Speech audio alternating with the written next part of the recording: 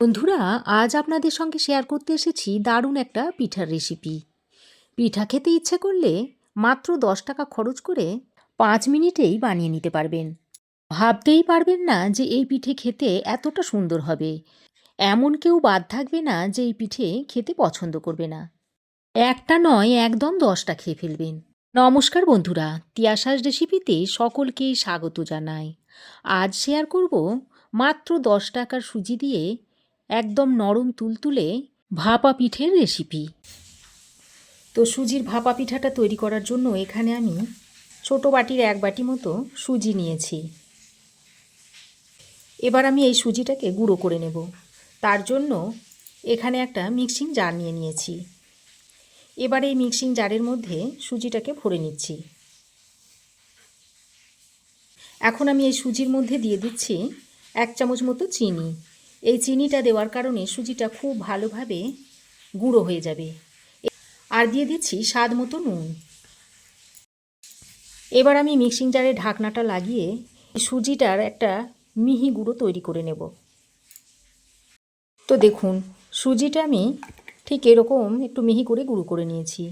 যদিও সুজি একদম ফাইনভাবে গুঁড়ো হয় না, তবুও যত দূর পারা যায় গুঁড়ো করে নিতে হবে। এবার আমি এই গুঁড়ো করা সুজিটাকে একটা মিক্সিং বোলের মধ্যে ভরে নিচ্ছি। এবার আমি এখানে 1 বাটি মতো দুধ নিয়েছি।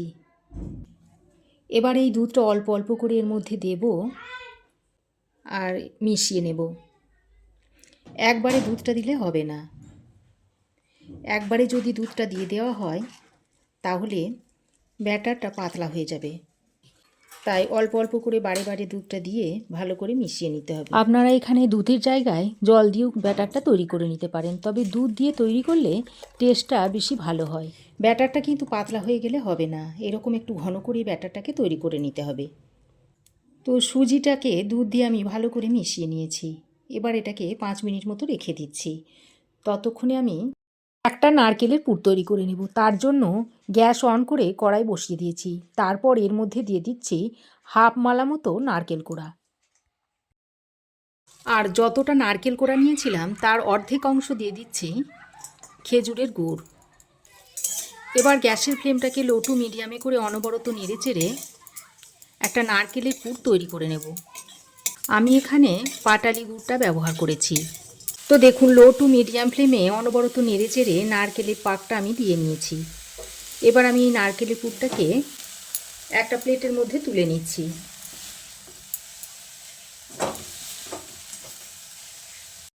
তো দেখুন, নারকেলের পুরটাকে আমি একটা প্লেটে তুলে নিয়েছি। তারপর এইভাবে একটু ছড়িয়ে দিচ্ছি, তাহলে খুব তাড়াতাড়ি ঠান্ডা হয়ে যাবে। এদিকে দেখুন, যে ব্যাটারটা 5 মিনিট রেস্টে রেখে দিয়েছিলাম সেটা আমি ঢাকাটা খুলে নিয়েছি। তারপর এর মধ্যে দিয়ে দিচ্ছি 1 চিমটি মতো বেকিং সোডা আর হাফ চামচ মতো দিয়ে দিচ্ছি baking powder. Baking soda baking পাউডারটা দেওয়ার পর আমি এখানে 1 চামচ মতো দুধ দিয়ে দিচ্ছি। তারপর আবারও ভালো করে মিশিয়ে নিচ্ছি। তো আপনারা চাইলে এখানে জল দিয়েও মিশিয়ে নিতে পারেন, আমি দুধটা দিয়েই মিশিয়ে নিলাম। আর ব্যাটারটা ঠিক এরকম একটু আঠালো আঠালো হবে। আর ব্যাটারটাকে ঠিক এরকম একটু আঠালো আঠালো করে তৈরি করে নিতে হবে। আর বেকিং পাউডার আর বেকিং সোডাটা মেশানোর পর দেখবেন ব্যাটারটা একটু হালকা হালকা হয়ে যাবে। তবে ব্যাটারটা পাতলা করলে কিন্তু হবে না, ঠিক এই রকম ঘনত্বের ব্যাটার একটা তৈরি করে নিতে হবে।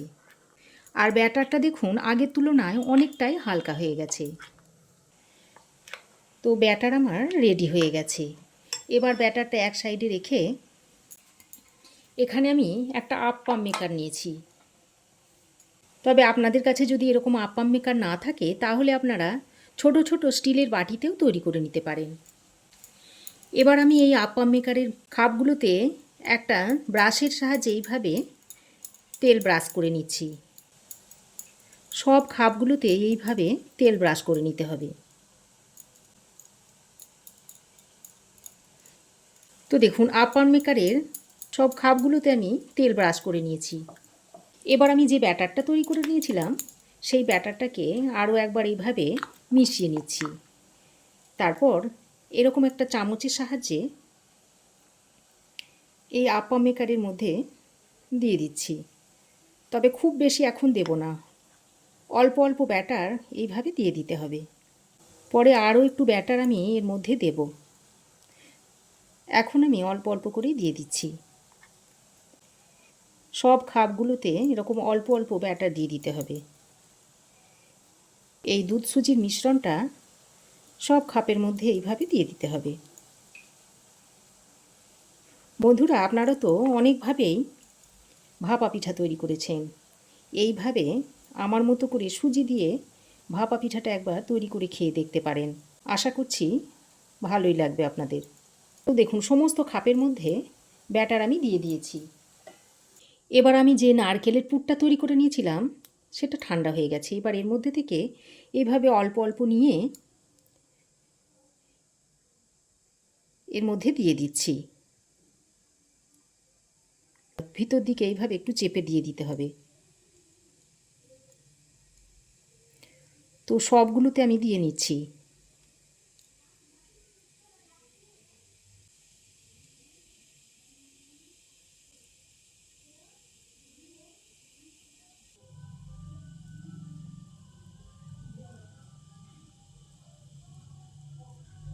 তো দেখুন, সমস্ত খাপের মধ্যে আমি নারকেলের পুরটা দিয়ে দিয়েছি। আর নারকেলের পুরটা একটু ঠেসে ঠেসে ভিতর দিকে দিয়ে দিয়েছি। এবার আমি এর উপর দিয়ে আরও একটু এইভাবে সামান্য করে ব্যাটার দিয়ে দিচ্ছি। একদম অল্প অল্প ব্যাটার এর মধ্যে দিয়ে নারকেলের পুরটাকে ঢাকা দিয়ে দিচ্ছি।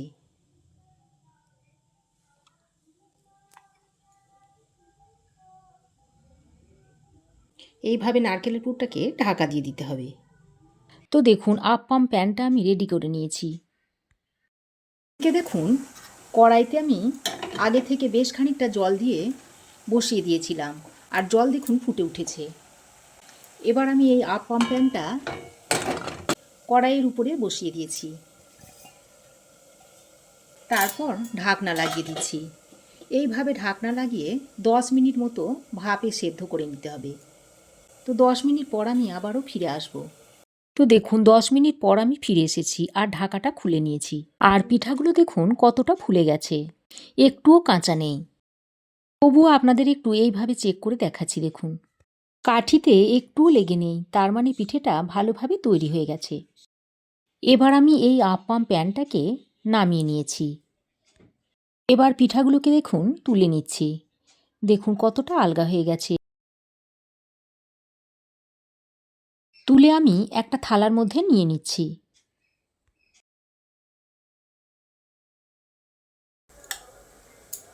দেখুন, পিঠার পিছন দিকটাও দেখতে কত সুন্দর হয়েছে। পিঠাগুলো দেখুন একেবারে নরম তুলতুলে। প্রত্যেকটা পিঠা একেবারে তুলোর মতো নরম তুলতুলে হয়েছে। তো একে একে সমস্ত পিঠাগুলোকে আমি নামিয়ে নিচ্ছি। দেখুন, আর প্রত্যেকটা পিঠা দেখতে খুবই সুন্দর হয়েছে। তাহলে দেখতেই পেলেন যে কত কম সময়ে কত কম উপকরণ দিয়ে খুব সহজেই পিঠাটা তৈরি হয়ে গেল। পিঠাটা দেখুন কতটা নরম তুলতুলে, একেবারে তুলোর মতো নরম তুলতুলে হয়েছে। মুখে দেওয়া মাত্রই দেখুন মিলিয়ে যাবে। ভিতরটাও দেখুন কত সুন্দর হয়েছে, একেবারে জালিদার। তো রেসিপি কেমন লাগলো অবশ্যই একটা কমেন্ট করে জানাবেন। ভালো লাগলে একটা লাইক ও শেয়ার করবেন। পাশে থাকা বেল আইকনটাও অবশ্যই প্রেস করে দেবেন। আর আমার চ্যানেলে যদি নতুন হয়ে থাকেন তো প্লিজ চ্যানেলটাকে সাবস্ক্রাইব করার অনুরোধ রইল। আজ এই পর্যন্তই। আবার দেখা হবে নতুন কোনো রেসিপি নিয়ে নেক্সট এপিসোডে। সে পর্যন্ত ভালো থাকবেন, সুস্থ থাকবেন। ধন্যবাদ।